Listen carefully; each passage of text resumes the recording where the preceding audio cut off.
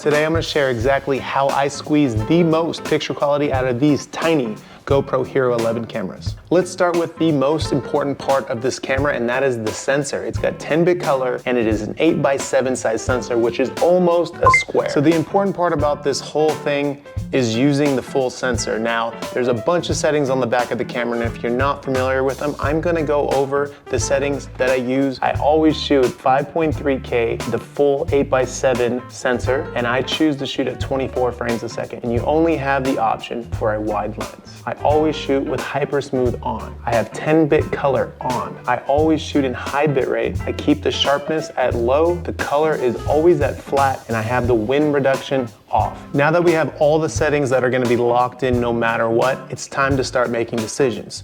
Do you want to shoot your GoPro with motion blur, or do you want to shoot your GoPro without motion blur? If you want real motion blur in your videos, you're going to have to use ND filters. And if you want to use ND filters, you're going to have to use a gimbal to stabilize your GoPro. The pros and cons of motion blur are simple. Things on the ground, things on the sides of you, they're going to be soft and blurry. Whereas when you don't have motion blur, a GoPro tends to really over crank that shutter speed or that shutter angle. Everything is fine, hard details, and it doesn't look as natural. The cons of having motion blur in your shots is you need more equipment.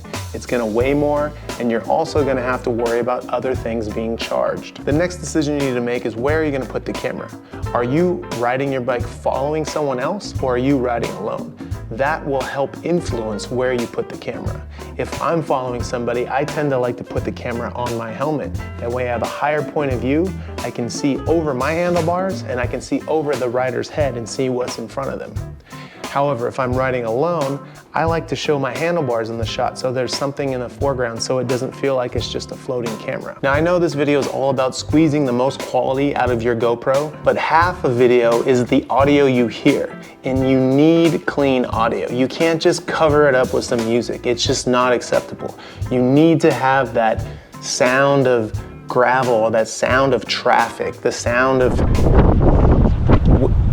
You don't want the sound of wind. You absolutely do not want the sound of wind in your shots. And this is how you get around it. You can either use a Rode Wireless Go and sync it later with a clap, or you can plug it directly into a media mod, as I have here on this setting. By the way, everything in this video is shot on a GoPro Hero 11. Another way to do it is use a wind slayer. Now, the last set of decisions you need to make are based on exposure and white balance. Now, I can't tell you exactly how to set it because it depends on the day and where you're at, but I can get you a good starting point. Now, if you're shooting the GoPro without a gimbal, it's much easier. I always set my ISO to a minimum of 100 and a maximum of 400, and I set my shutter speed at auto, and then I do exposure compensation minus 0.5. And a really good spot to start on white balance is 5500 Kelvin. If it's sunny outside, that is a great place to be. If you're shooting at night, don't shoot at night. Now, if you're shooting on a gimbal, you have to make a decision. Do you want to lock your exposure, or do you want to have a floating exposure? I usually use a floating exposure if I'm filming races